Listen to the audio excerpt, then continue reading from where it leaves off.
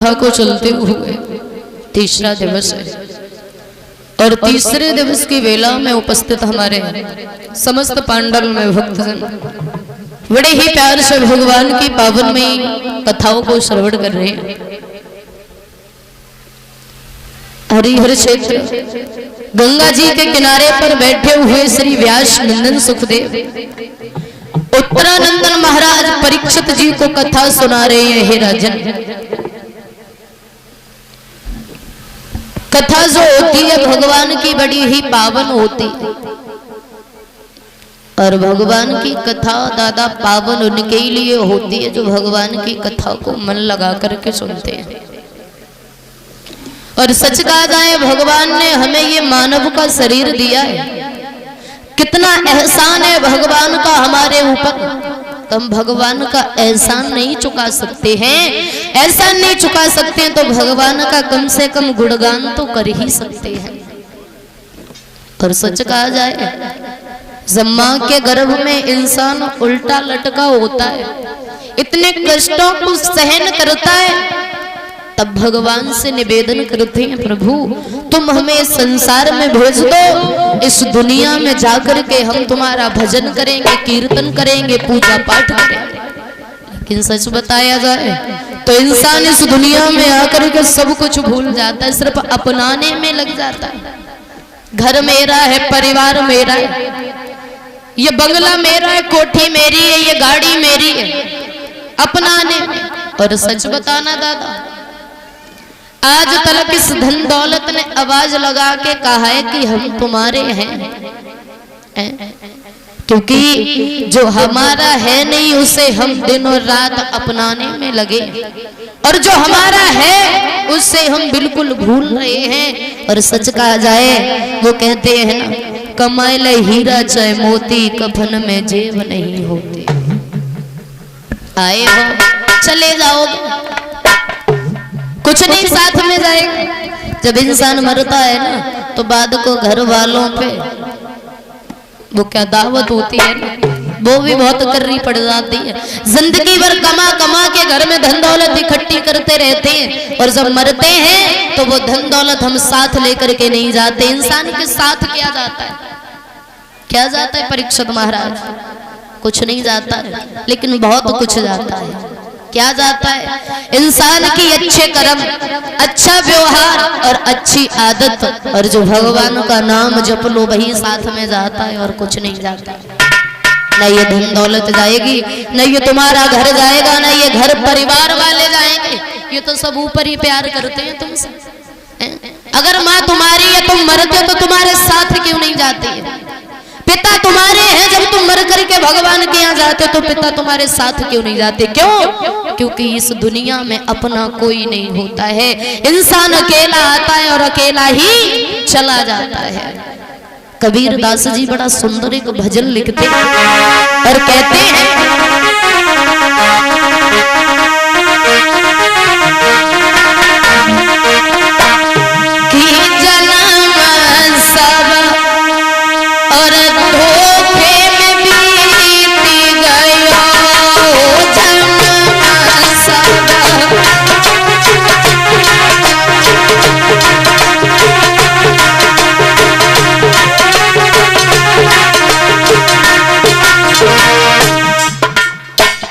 इंसान का जन्म धोखे में जाता है। जरा ध्यान लगा करके सुनना, संत कबीर दास का बड़ा सुंदर भजन है।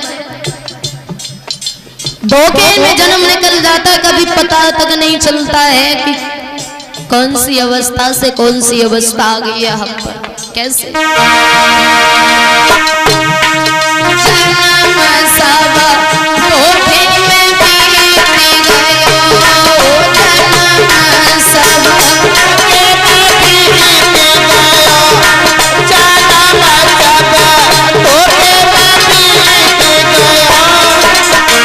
और भैया ये तो 10 बरस खेलन में बीते 20 पे जवान भाइयों, 10 बरस यानी 2 से 10 वर्ष तक हमारे खेलने में निकल जाते हैं। और जब 20 साल की उम्र आती है तो जवानी की अवस्था आ जाती है। फिर माँ पिता को क्या होता है, शादी की चिंता हो जाती है। बच्चा घर में जवान है, शादी करनी चाहिए, लेकिन भैया 30 वर्ष के हो जाते हैं तो नहीं घर में गुजारा चलता है तो परदेश कमाने के लिए निकल जाते हैं, लेकिन उम्र का कोई पता नहीं है कितनी हो चुकी। लिखा अरे 10 बरस खेलन में बीते 20 पे जवान भयो, और 30 बरस माया के फेरे के सभी देश गयो, जन्म सब धोखे में बीत गयो, जन्म धोखे में बीत गयो, जन्म सब धोखे में बीत गयो। और भैया 30 बरस 40 के अंदर तेरो विवाह भयो, और सच कहा जाए तो जब 30 वर्ष की अवस्था आती है तो माता पिता सदाई शादी कर देती है, सगाई। और भैया फिर सच कहा जाए तो जब घर में बीवी आ जाती है तो बच्चे भी होते हैं, परिवार बड़ा हो जाता है, अलग कर देते माँ पिता, क्षमा करना। अगर सच कहा जाए तो आजकल पहले की सास ये सोचा करती थी हमें पता नहीं बहू कैसी मिलेगी, और पहले की बहुएं ये सोचा करती थी कि पता नहीं सास कैसी मिलेगी, और आजकल की सास सोचती है कि बहू पता नहीं कैसी मिलेगी। ये जमाना आ गया है आजकल हमारे समाज का। बहुत कम लोग हैं जो परिवार में हिलमिल करके रहते हैं, वरना शादी हुई 1 महीना नहीं कटता है अलग चूल्हा हो जाता है। यही संस्कार सिखाए जाते हैं बेटी को। लेकिन सच कहा जाए तो बेटी का घर बिगाड़ने में सबसे ज्यादा बेटी की माँ का हाथ होता है। वो कैसे होता है, बेटी ससुराल जाती है, न कुछ काम है न धंधा है, फोन लगा लिया, बेटा क्या कर रही हो, कुछ नहीं मम्मी खाना बना रही हो। अब क्या कर रही हो, बर्तन धुल रही हो। पल पल की खबर क्यों लेती हो? तुम अपनी बेटी को छोड़ो, उसकी जिम्मेदारी उसके ऊपर छोड़ो, लेकिन तुम अपना घर देखो कि घर में तुम्हारी बहू क्या कर रही है, वो भी किसी की बेटी है। जब अपनी भेजते हैं तब दूसरे की मिलती है। बड़े सुंदर शब्दों में लिखा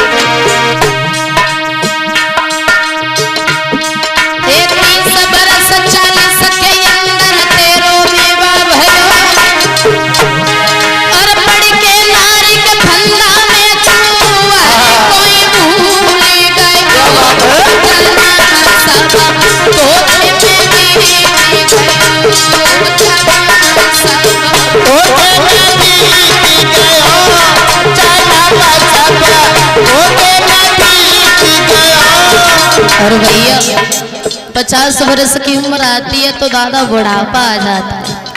और बुढ़ापे का दुख दर्द क्या होता है वो तो उन्हें ही पता होगा, जो उस गली से गुजर के आए वो गुजर रहे। बुढ़ापे में न ज्यादा देर तक बैठा जाए, न ज्यादा देर तक परीक्षित महाराज चला जाए, क्योंकि बुढ़ापा एक ऐसी चीज होती है। लिखा 50 और 60 वर्ष पे सोचे खाट पड़ो, खटिया पे लेट जाते हैं। बहू बेटा एक टूटा सा खटोला दे देते हैं, घर से बाहर दरवाजे पर पड़े रहो और थोड़ो सो खांस दो, थोड़ी सी गंदगी कर दी तो बहू बोलेगी जो डुकरा पूरे दिन गंदगी करे रहे घर में, घर से बहरार पे लिटाओ इन्हें, पूरे दिन सफाई करने में ही गुजर जाता है। जिन्हें पाला बड़ा किया, इतना लाड दुलार किया, जिन्होंने ये टूटा खटोला गा दिया, जरा ध्यान लगा दी। 60 बरस पे सोचे खाट पड़ो, और नाती बेटा तेरे आई टुकरानो आई मरो, जन्म सब धोखे में बीत गयो, जन्म सब धोखे में बीत गयो, जन्म सब धोखे में बीत गयो, जन्म सब धोखे में बीत गयो, जन्म सब बीत गयो, जन्म सब धोखे में बीत गयो। और लिखा क्या लिखा? हे नाय सुनी तुम कथा भागवत ना कछु दान कियो। अब कथा भागवत कहाँ से सुने, उम्र ऐसे ही निकल जाती है धीरे धीरे। और सच कहा जाए तो किसी भैया लोगों से कहना कि चलो भाई पड़ोस वाले गांव में कथा हो रही है, थोड़ी देर सुनाएंगे, अगर टाइम है तो क्या बोलेंगे ना तुम जाओ, हमारे पास टाइम नहीं है। अब जरा विचार करना, टाइम कहीं बाजार से नहीं खरीदा जाता, और फिर ऐसा कोई इंसान है नहीं जिसके पास 24 घंटे में 2-4 घंटे का टाइम ना मिले। अब कल सपना चौधरी सहब आ जाए, हाँ 10 को सब बहुत टाइम निकल आता है। देखो अपाचे से कम बिलेरो से पिकअप वही तो, और काम तो जिंदगी भर लगा रहता है कि जब तक रहेगी जिंदगी फुर्सत ना होगी काम से, और कुछ समय ऐसा निकाल लो प्रेम कर लो भगवान से। मामा ये ना सुनी तुम कथा भागवत ना कछुदान कियो, और मैं तो कबीर सुनो भाई साधु चोला में छूट गयो, जाना सबा होके मैं भी गयो, होके मैं भी गयो, जाना सबा होके मैं भी गयो,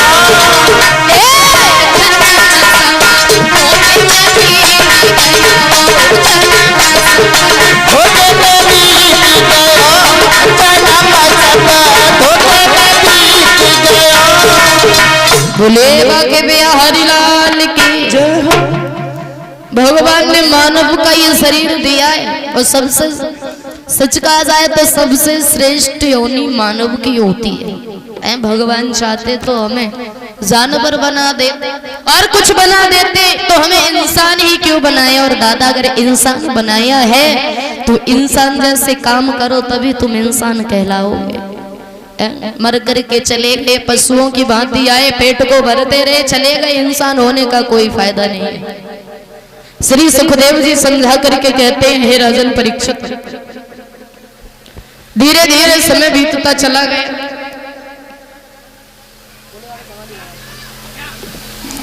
आज भोले बाबा जब समाधि लगा जाते हैं तो मैया पार्वती वहां पर खड़ी हो जाती और भोले बाबा को जगाने लगती, हाथ जोड़ती है, गलती हो गई भोले बाबा, जो हमने प्रभु की परीक्षा ली, हम तुमसे झूठ बोले, और भगवान से क्या छिपा होता है, तन की जाने मन की जाने, जाने चित्त की चोरी, और ऐसे प्रभु से का छिपो जाके हाथ में जग की डोरे। सती झूठ बोली थी लेकिन भगवान सच जान चुके थे, प्रभु समाधि को लगा गए, आंखें नहीं खोली। आज सती रो रही है और कहती,